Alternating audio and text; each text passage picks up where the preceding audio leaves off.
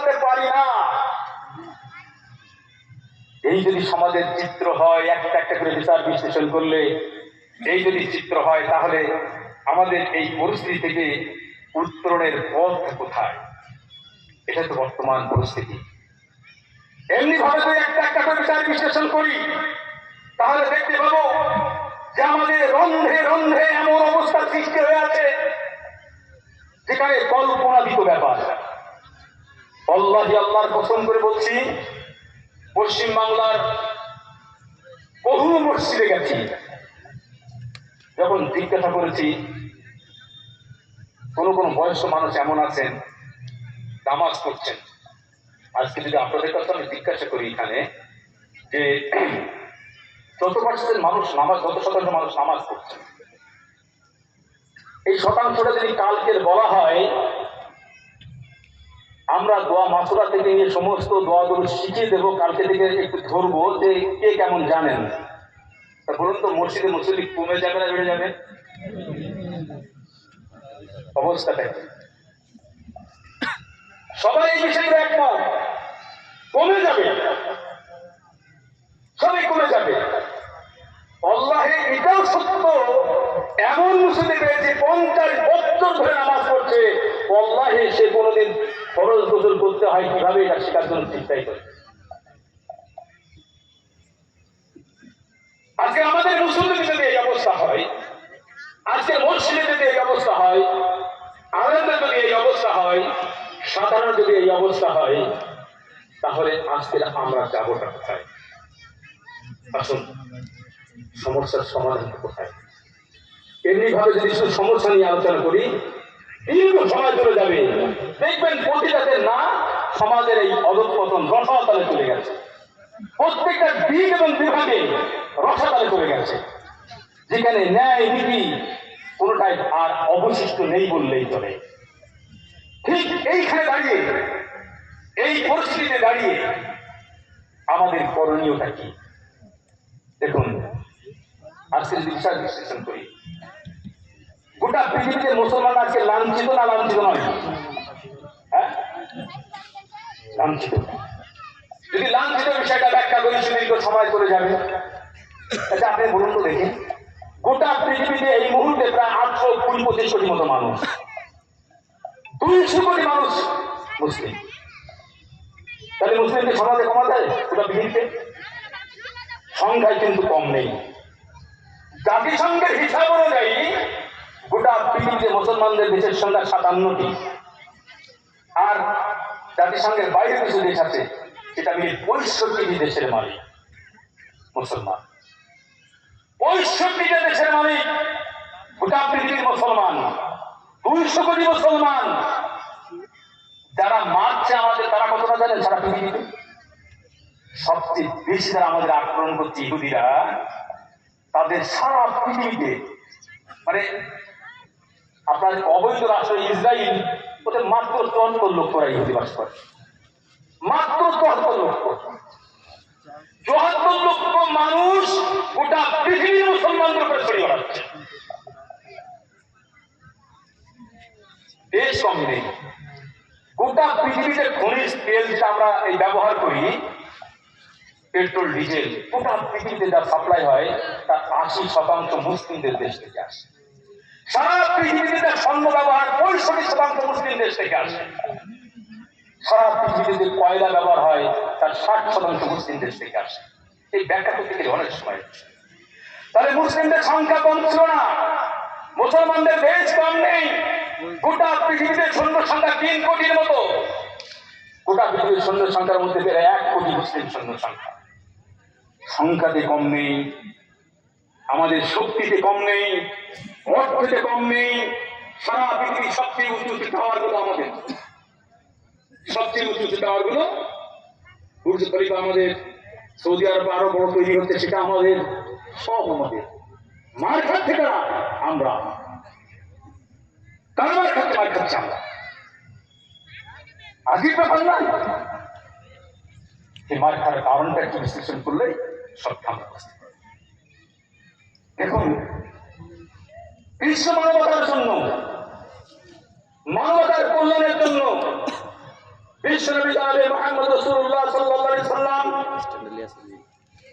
তিনি হীরা গুহার পাদদেশে, কি বলবো আবার হীরা কথা নাম হঠাৎ করে মনে আসলো, অবাক হয়ে যেতে আছে। হীরা গুহাতে মানুষ ইবাদত করছে, তো ইবাদত করার কথা যেখানে তার চেয়ে বেশি ইবাদত করছে অন্য জায়গায়। হীরাতে যে যেখানে গুহাটা, আমি ওইটা খুব অসুস্থ ছিল, শুধু দেখার জন্য গেছিলাম।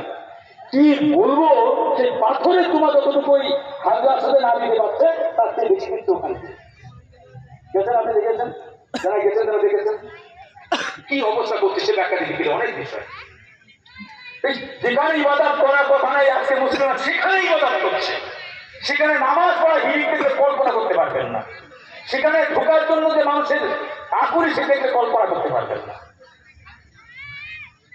তো যাই হোক, এই হীরা গুহাতে ছোট্ট একটি জায়গায় যখন ইকরা বিসমি রাব্বিকাল্লাযী খালাক এই শব্দটি আল্লাহর পক্ষ থেকে অবতীর্ণ হয়েছিল।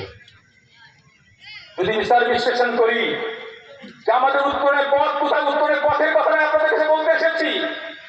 উত্তরের পথ হলো এখানেই।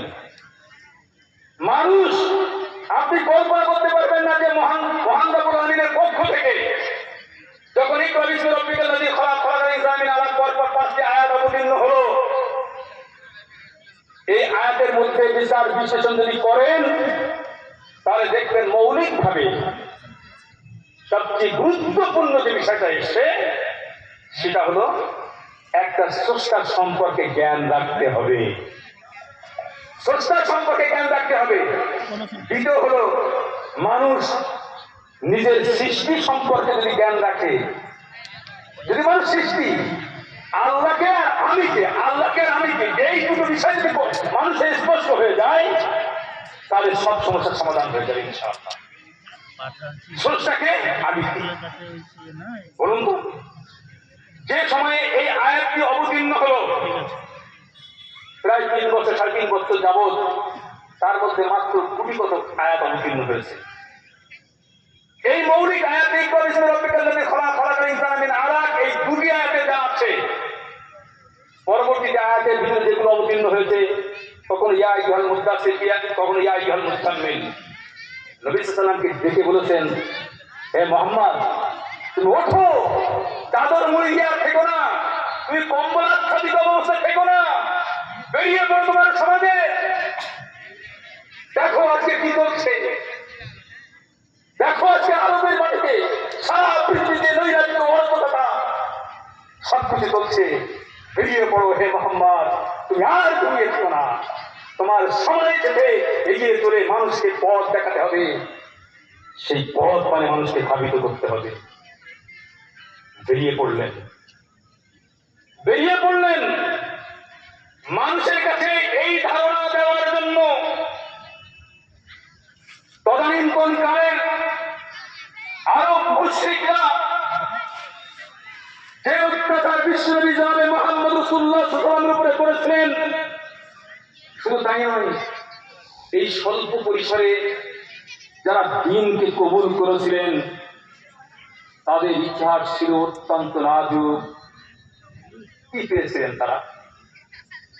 আজকে আমরা 500 টাকাতে 100 টাকাতে ইমান বিক্রি করে দিই। আজকে অবাক লাগে, মুসলিম নেতৃত্ব পর্যন্ত বিজয় সম্মেলনের নামে মুশরিক আজকে অবাক হয়ে যেতে হয়। এই মুসলমান, এই মুর্শিদাবাদের মুসলমান, সারা পৃথিবী, সারা ভারতবর্ষের ভিতরে সবচেয়ে মুসলমান, যেখানে রাজনৈতিক খুনোখুনি তুমি কার আদর্শে করছো? তুমি কার আদর্শে সবচেয়ে বেশি খুনোখুনি হয়? এই মুর্শিদাবাদে মুসলমানদেরকে খেপিয়ে দিয়ে তোমার আদর্শের লোকটি সামনে ছিল না। তুমি আদর্শের কাউকে পাওনি, তুমি কোন আদর্শের মানুষ? তোমার মুসলিম ঘরের ওই নেতৃত্ব যারা আজকে দেখতে পাচ্ছি, মুসলমান নেতৃত্ব যারা এমন কাজ করছে, মুশরিক বানাচ্ছে মুসলমানদেরকে, অবাক হয়ে যেতে হয়। তদানীন্তন সময়ে বেরিয়ে পড়লেন, মানুষের কাছে তো বললেন কুলু লা ইলাহা ইল্লাল্লাহ। মানুষকে দাওয়াত দিলেন। কোন দাওয়াত? দেখুন তো ইকরা বিসমি রাব্বিকাল্লাযী খলাক, পড়ো তুমি তোমার প্রভুর নামে। কি ছিল? পরপর চারটি আয়াত, চারবার আয়াত যে নাযিল হয়েছে, মৌলিক বিষয় যদি ওখানে বিশ্লেষণ করেন তাহলে দেখতে পাবেন শুধু মহান রব্বুল আলামিনের পক্ষ থেকে আগত যে বাণী মানুষের কাছে পৌঁছে দেওয়া, সেই পৌঁছে দিতে পারলেই মানুষের কাছে শান্তি, মানুষ সেটা গ্রহণ করে। আর যারা গ্রহণ করেছিল পৃথিবীর ইতিহাসে সর্বোৎকৃষ্ট সন্তান তারা। দেখতে পাচ্ছেন যাদেরকে মুশরিক বানানোর জন্য, যদি আপনি খাপ্পাদের ইতিহাসটা দেখেন, যদি আপনি বিলালের ইতিহাসটা দেখেন, যদি আপনি খোবাইবের ইতিহাসটা দেখেন, এমন কোন মানুষ নেই চোখের পানি ধরে রাখবে তাদের মুশরিক বানানো যায়।